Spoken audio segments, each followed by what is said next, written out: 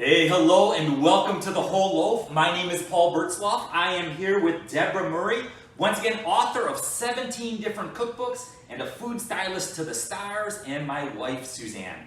Welcome to the Whole Loaf. It's a holistic approach to healthy living and building strong relationships. And tonight, you know what? We've got some really kid-friendly recipes. That's right. All right, and so let me ask you this. How do you know when you're successful? I mean, how do you measure success? You know, I think most people in our culture today, how do you measure success? Money, Yeah. cars. Okay, toys, cars, are they Trips. climbing the corporate ladder? Are they successful in their careers and in their business? But what's the cost of that success? I mean, what does it cost you? I mean, in terms of human relationships. Because I've actually heard people say, I don't know my own kids. You know, they don't know their kids' teachers, they don't know their children's friends or coaches. They don't know their kids. And good parenting is intentional. Okay, good parenting takes hard work. Takes a lot of prayer, and my friends, there is no glory in good parenting at all. And you know what? I think we all struggle with wrong priorities at times. And we don't do it on purpose. I like to call it the drift. You know, we've got good intentions, right? We know what we want to do. We know what we want to, how we want to live. And yet it just seems like we drift into the wrong priorities. And we devote so much time and so much energy into things that don't add up to a hill of beans whatsoever. And we're going to talk about beans tonight, aren't we? Yes, A lentil is a bean, right? Yes, a lentil is a bean. Yes, it is. All right, so hey, we are going to have some intentional fun. We are going to use a cookbook, Hamish the Hedgehog, who's with his happy woodland friends are tramping around, I haven't read it, but they're tromping around the woods, and they're using what they find to cook good, healthy meals. Exactly. And you find beans in the woods? Is that what happens? You do. You can forage for them. And mushrooms. There's mushrooms in it. Mushrooms and beans? This is a girlfriend of mine who started this company, Kitchen Inc. And I mean, the illustrations in here are amazing. She worked with Pauline, and she reached out to me this summer, and she's like, Deb, will you help test the recipes? Go through one more time just to make sure there's not any little errors. And when I was very amazed at how easy the recipes were, but how delicious they were. Oh. And they help kids to expand their palates. Like the recipe that I want to show for you tonight, this one's in here. And again, everything is vegetarian in the first book. We're actually working on the second book, which we have to keep all of that very secret. But the recipe is going to use lentils, which is a bean. Okay. You're going to cook them according to the package. It's like 1 cup of lentils to 3 cups of water. It takes about 10-15 minutes until they completely absorb the liquid. Set those aside. You're going to saute some mushrooms and a little onions and garlic. And now if your kids are too little for that, you can do it for them and hand it to them. Chopping with the kids. But believe it or not, Yeah. my grandkids, everyone has different skill levels. Oh, yeah. But with my grandkids, I had them in the kitchen prepping with knives very early on. Not super sharp ones, but I had them in there helping me. So then you're going to saute your mushrooms. You're going to put the lentils and the mushrooms into a blender with a little bit of ground up walnuts. And this is your consistency. It's very, almost like the texture of hamburger. All right? What? Hamburger? Hamburger. Okay. Because I left a few lentils whole. What we're going to do is I'm going to put it on this parchment sheet. We're going to bake them, and then we're going to serve them on cute little slider buns with lettuce, with tomato, with pickles. Let them have the condiments. But your kids will be learning about different ingredients.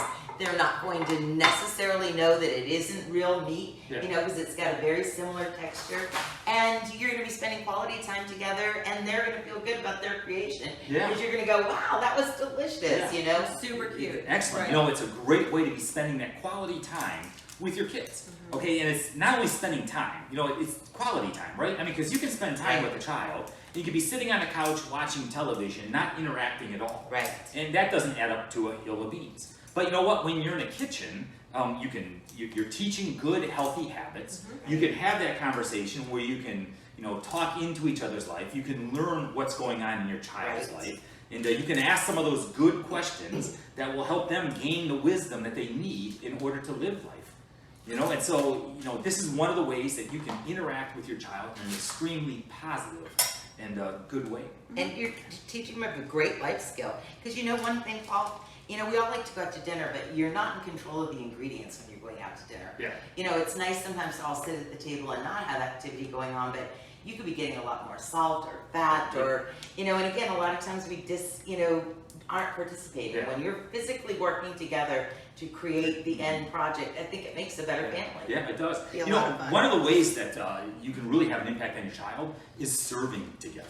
Okay, so I mean, we're talking about cooking in the kitchen together, but going out and serving, making a difference, making an impact in your community, whether it's cooking at a food kitchen or whether it's just serving at a food bank or whatever it is that's available to you in your area, but serving together. Because that way you're not only telling a child that they're significant, but you know what? You're proving it to them. Right. You're showing them that they are significant and that they make a difference. All right, and so one of our second recipes, so those are lentil burgers. Those are lentil sliders. mushroom burgers, Okay, correct. low in fat, healthy Low in for fat, very low in Okay. calorie. No, and they have a great source of fiber, so they help to lower your cholesterol. So again, we're learning great skills. They taste great, Yeah. inexpensive. You know, one of the nice things about using dried beans is, what do they cost? Like 30 cents or 60 Yeah. cents a I bag? had no idea. You know, and they go a real long way. So it's very economical too. you. Very good. Okay, and here's our second recipe for tonight. Once again, found in the cookbook, Hamish the Happy Hedgehog, which I think is available everywhere, right? It I mean, I is, think it's yep. available out there everywhere right now.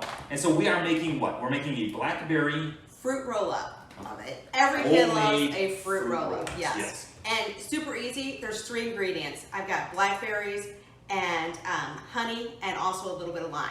That's it. It can go into, I use my magic bullet.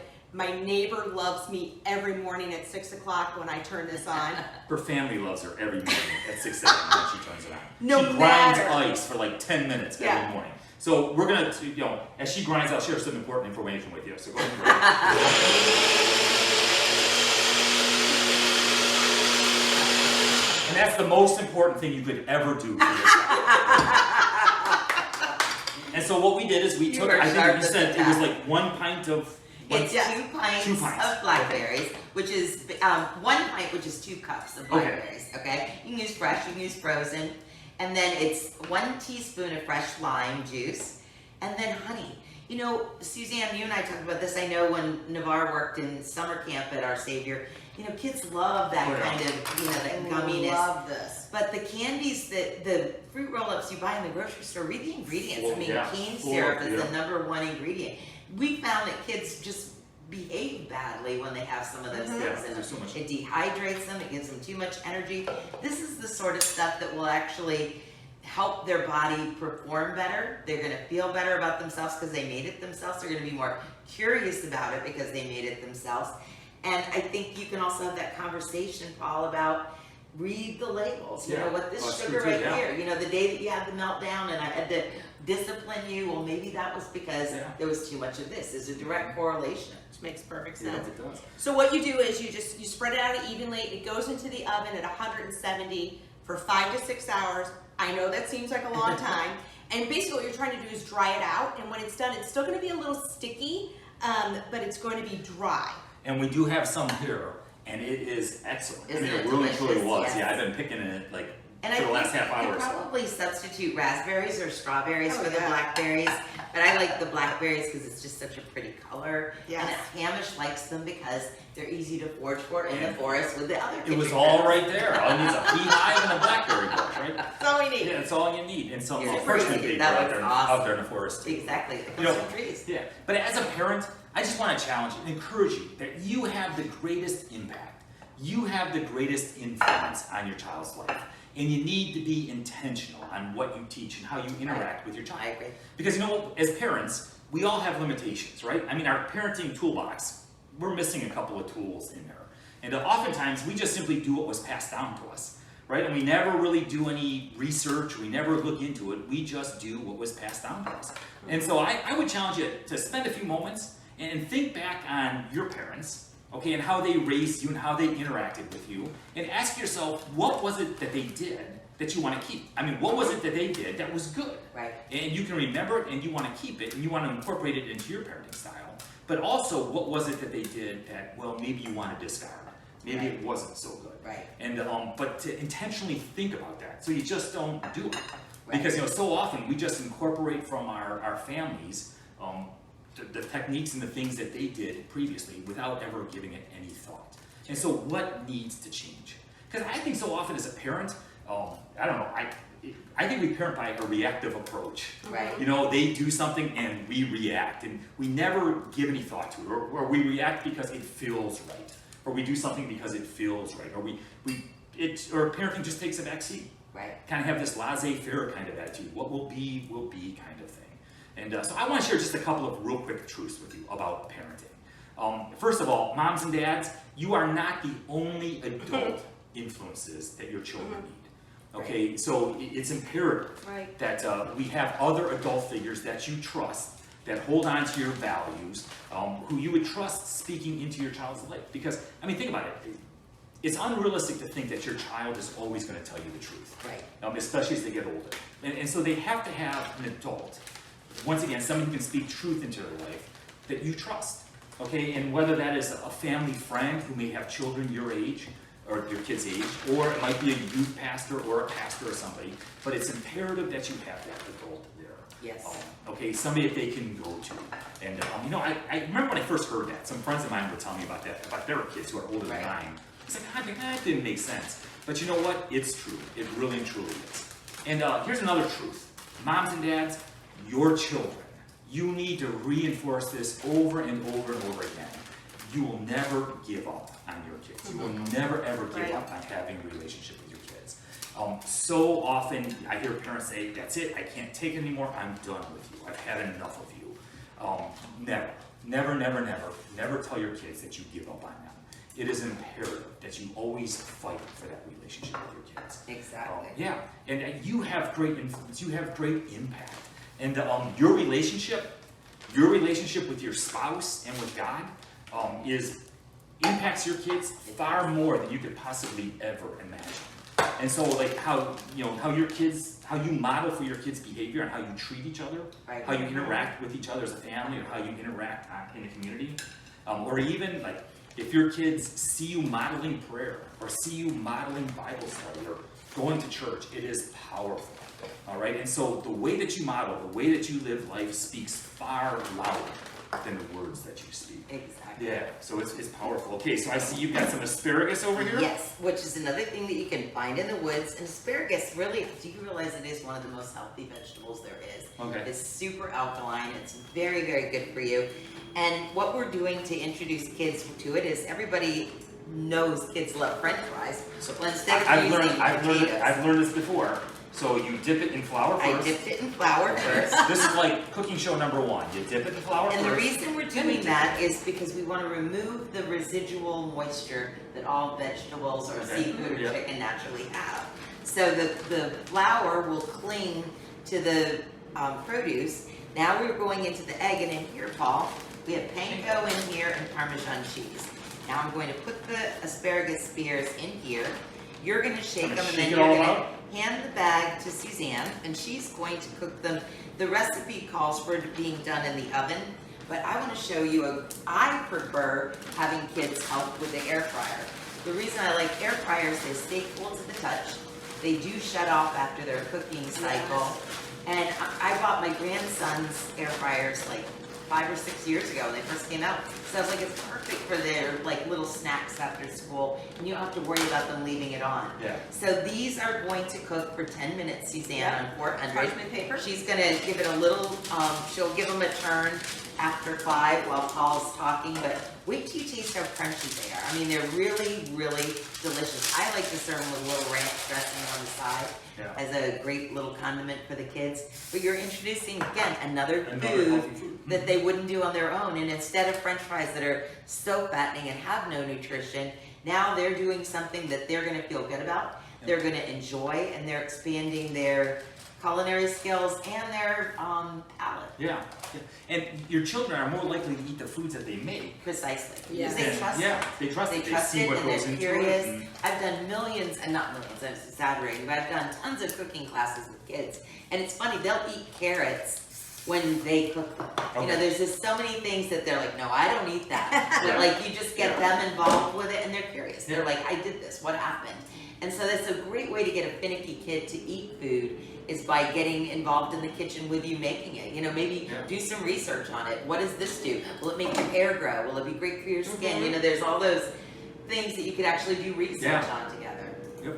And so, like, you know, questions you can ask, you know, yourself, do some self-reflection on, is how do you foster an atmosphere of unconditional love? Right. Okay, I mean, how do you show your child that you love them over and over again, unconditionally? And, you know, one of the ways to do that is spending time with each other, right? Exactly. And once again, as I said earlier, it's quantity time leads to quality time. Precisely. Okay, and you need to have the quality time. And one of the quantities is right here. I mean, spending time in the kitchen. It's a great way to teach your child. It's a great way to be able to speak into their life. And from that quantity comes the quality and the opportunity to listen to what's going on. Right. And, you know, that's another key factor there, too, is listening. You know, I don't know about you, but I've got this tendency to give advice, you know, and so I always like to speak, and sometimes I just need to be quiet. You know, They there's just need nothing. to get what's in their mind out, you know? Right, right. And if you don't give them a chance to talk, you're never going to know. And if they think we're going to try and fix it, they're not going to share it with us, because sometimes they just need to vent. You know, sometimes they just want to tell you what happened at school that day. This one hurt my feelings. I'd get in the car, like, well, we were just going to have to go to that parent's house. When you act like that, they're not going to share with you. So if you want them to share with you, it's like you said, you just listen. And one thing is great is at times Paul will say, well, do you just want me to listen? Do you want me to fix it? Right. Do you want my advice? And it's great because we get that out there right in the beginning. That's a great idea. And they can take it from there. That's an excellent idea. Absolutely. And so just being quiet for a few moments. And you know, the other thing too is asking the right questions to lead your child into making their own decision. Okay, not that you just let them willy-nilly make a decision, I mean, because they need the guidance, right? But asking questions. So instead of simply telling them what to do, asking those questions like, is that a good idea? Is that wise? Or helping them like, okay, if you do this, what's going to take place in the future? Right. What'll happen? Consequences. And so, you know, I also want to encourage you, have the art of the long view. Okay, it was Peter Senge years ago wrote a book. It's a business book, but he always talked about the art of the long view. And I think we need to do the same thing with our children. Okay, have the art of the long view. It's not always about the here and the now. Where are you trying to get to? What are your goals? What are your ultimate lessons or values that you're trying to teach? And so have that long view and move them towards that. It doesn't take place in one fell swoop. No. You know, it's a lifelong kind of lesson that you're teaching them. I would say like gardening. You know, I told you that analogy that I used before. It's like anybody can go out and plant a seed. But when you want a beautiful garden, you know, you need to water, which is, you know, nurture. You got to fertilize, which, you know, that's the toughest stuff. Right. You need to pull the weeds out, because there are going to be some kids that you're not going to want around your kid. And, you know, when you do all of that, at the end, you get that beautiful produce, that thing that you're so proud of that can feed the world, you know, but you really, it's work. There's nothing, and it's it helping doesn't your do it on kids, its own. it's helping your kids recognize it, helping your kids realize what's good for them, what's not. You know, and as they grow older, obviously, they're They'll more make better mature, they can decisions. make better decisions. Yeah. And I always like to think of it like fishing. You Yeah. know, it's like you want to give, you know, as your kids get older, you want to kind of give them some line to run with, but you're always ready to yank them back and reel them back in, right? And so, you know, they need to be able to make their own decisions depending on age, right? And so it's, but once again, a great way to spend some time, quality time, with your child is right here in the kitchen with Hamish the Happy Hedgehog and his forest. I love it. Yeah, so I think there's 6 different recipes in this book that once again Deb has tested all of them, and she's telling me they're great. They're delicious. I never would have thought about eating a lentil burger. No, and again, when we have it, I can't wait for you to, or you can even have one of these. And I'm excited. Delicious. I'm excited about trying a lentil burger. I think it's always important that one thing that we find sometimes with children is this, they're very afraid of certain things. They'll only eat certain foods, and I think there's a trust issue there and a texture issue. And by cooking, you'll find that they know what went into it. They'll be curious about it. It might help them to expand a little bit. But it's a great life skill. I found taking Navarre to church was huge. You know, being part of service ministries, like you said. But being in church, sitting there with other kids, that's a great. It's a great skill, I think. You know, because they're seeing other kids and they're getting the word spoken over them. I love that too. So some questions for you to think about. You know, it's like when you think back in your view of what a family looks like. Okay, where do you get your picture in your mind? Where do you get your idea of what the perfect family looks like?